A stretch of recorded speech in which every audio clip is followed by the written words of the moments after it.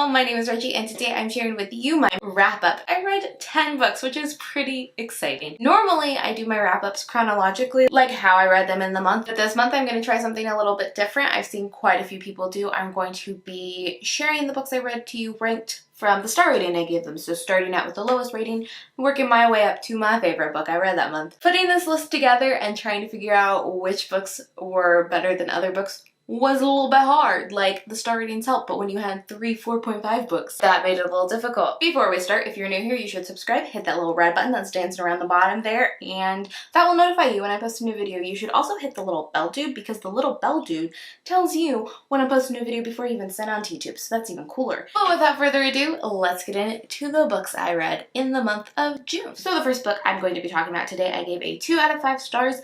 I started reading it in April and just finished, and that is A Court of Thorns and Roses by Sarah J. Maas. This is a Beauty and the Beast retelling. It's also very fairy influenced, as I expect everything Sarah J. Maas writes to be now. I don't know, she just really likes her fairies. For a book that is all about a female protagonist, it's very male-centered. Again, a Sarah J. Maas thing. I don't particularly like Sarah J. Maas's writing. I don't particularly like her focus on male characters, but I do really enjoy her characters, typically, kind of. I like side characters. And yeah, I gave this 2 out of 5 stars. It wasn't the worst thing I've ever read, but it was pretty close, not gonna lie. But I really appreciated the ending and what I hope I will see in A Court of Mist and Fury, which is Farah feeling kind of PTSD from what she went through. I'm really interested to see how the second book plays that out. It seems like the events of the end of this book are gonna have consequences, and I appreciate that. So I'm excited to see if the second book is better than this one. I hope it is. The next book I'm going to talk about today, I gave a solid 3-star rating, and that is The Sun Is Also a Star by Nicola Yoon. This is a contemporary novel that follows 2 main characters that meet each other and fall in love over the course of one day. It's almost making fun of the love at first sight trope and insta-love, but also exploring that in a realistic fashion. I found the characters to be super memorable and interesting, but their story together I didn't buy. I wasn't into it. I really enjoyed their separate stories. I really enjoyed the diversity that was presented in this book. Our main male character, Daniel, is dealing with pressures from his family to live up to be the person they want him to be and go to a college he doesn't want to go to and do a thing he doesn't want to do. He's a Korean American and his family is really pressuring him to be more Korean and less American. He also is being pressured to become a doctor when he wants to be a poet. It's very interesting. Really liked his internal turmoil and his conflicts and his progression to get to the point he does in the end of the book. Our female protagonist is named Natasha, and Natasha is undocumented and she is being deported at the end of this day. And so you have, reading through this book, the sense of this relationship probably isn't gonna work out. And I really enjoyed how the almost ending tackled that. I didn't like the very end. Overall, I really appreciated the diversity. I really appreciated the characters, and I really appreciated that this was not as problematic as everything by this author is. Next up, I read Vicious by Victoria Schwab, or V.E. Schwab, which I believe is what she goes by for her adult books.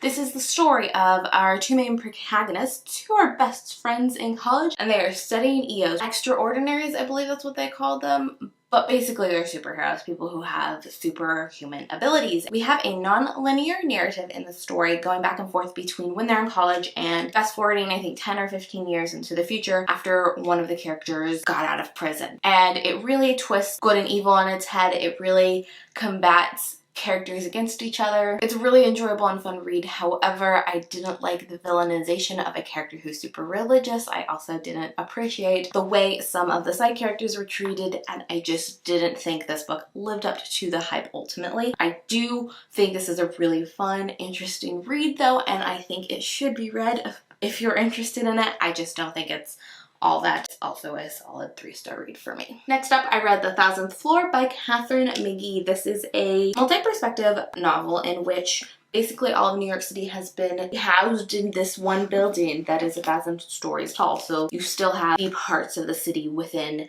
this tower. It's very large, it's very crazy. The opening of this book is that someone falls off the roof of the building, and throughout the story we meet a bunch of different characters, and this novel is told in I think 9 different perspectives. It's intense, so if you don't like multiple perspectives, don't go for this book. But that's why I went for this book, is because during my NaNoWriMo novel I was trying to do multi POV and I just couldn't to nail it down, so I just stopped that really quickly and I decided that I wanted to read more POV books. I was interested, and I don't think I could ever do what Catherine did in this book. That's a lot of perspectives, and I think they all had their own voice.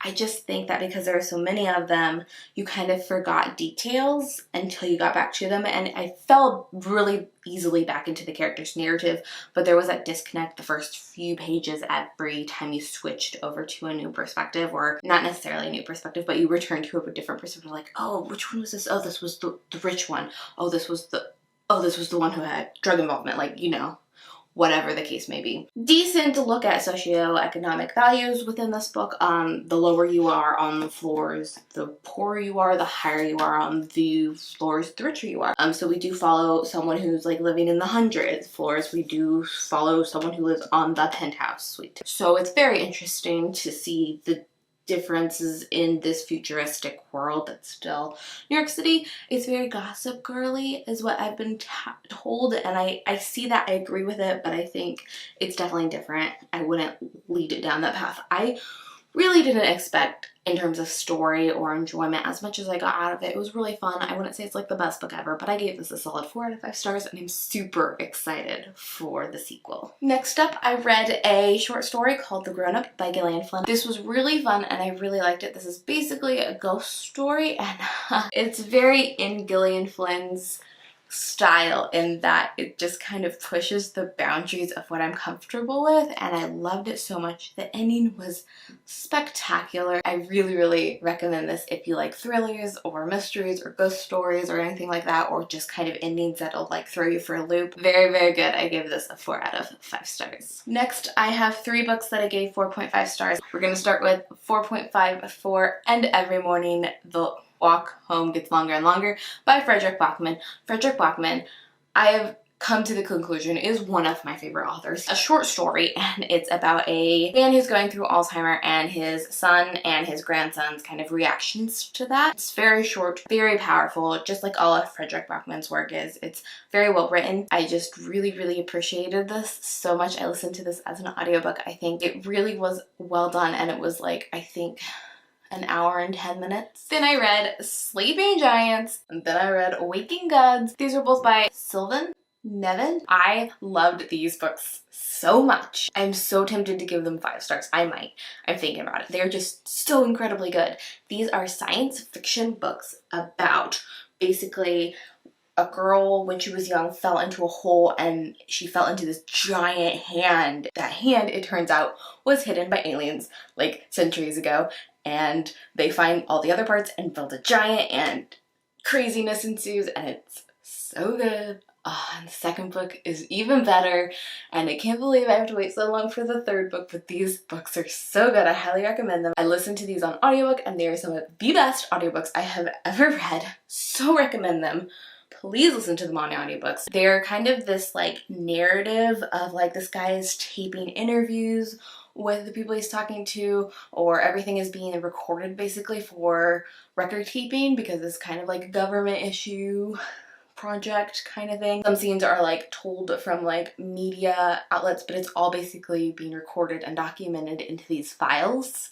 And so I think an audio format really lends well to this story, and they're just so good. And the last books I have to talk to you today about are Sarafina and A Shadow Scale by Rachel Hartman. This is a duology about dragons, basically, and it's so good. I read Sarafina a couple years ago, gave it 5 out of 5 stars. Reread was 5 out of 5 stars as well. This follows our protagonist Sarafina, who is a musician and a music assistant in the royal court, basically. And she's living in a time when the dragon and human treaty is coming to an expiration. Tensions are high. Are they going to renew this treaty? Are they not? Like, things are crazy. The second book is just way crazier than the first book is, and I love it so much. Some of my favorite characters of all time are in these books. Abdo is great. Orma is incredible. The villain in this book is astounding. I just really enjoyed my time reading these, and I really recommend them. I think they're just really fun and crazy. I gave this a 5 out of 5 stars as well. Like I already said, you should subscribe. You should also give this video a thumbs up if you enjoyed it, and you should comment down below and let me know if you've read any of these books, what you thought of them,